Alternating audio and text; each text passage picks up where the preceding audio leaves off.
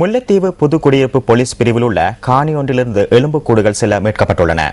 புதுக்குடியிருப்பு மூங்கிலாறு வடக்கு பகுதியில் உள்ள தனியாருக்கு சொந்தமான காணி ஒன்றிலிருந்து இந்த எலும்புக்கூடுகள் கண்டெடுக்கப்பட்டுள்ளதாக போலீசார் தெரிவித்தனர்.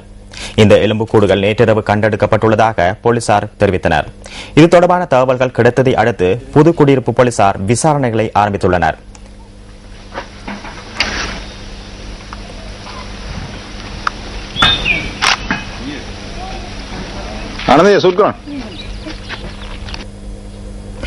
இதேவேளை மன்னார் திருக்கேதீஸ்வரம் பகுதியில் அடையாளம் காணப்பட்ட மனித புதைக்குழியிலிருந்து இதுவரை 82 மண்டையோடுகளும் எச்சங்களும் மீட்கப்பட்டுள்ளன.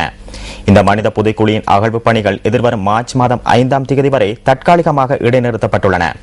மன்னார் மாந்தை வீதியூடாக திருக்கேதீஸ்வரம் பகுதியில் நீர்க்குழாய் பொருத்தும் பணிகளில் ஈடுபட்டிருந்த சிலரால் கடந்த டிசம்பர் மாதம் 20ஆம் தேதி இந்த மனித புதைக்குழி கண்டுபிடிக்கப்பட்டது. இது தவிர திருகோணமலை நகரசபை மண்டபத்திற்கு அருகில் மேற்கொள்ளப்பட்ட அகழ்வொன்றின் போது கண்டெடுக்கப்பட்ட எச்சங்கள் தொடர்பான ரசாயன பகுப்பாய்வு அறிக்கை விரைவில் கிடைக்கவுள்ளதாக போலீசார் தெரிவிக்கின்றனர். இந்த அறிக்கை கிடைத்த பின்னரே அவை தொடர்பிலான உறுதியான தகவல்களை வெளியிட முடியும் என போலீஸ் ஊடக பேச்சாளர் அலுவலகம் குறிப்பிட்டுள்ளது.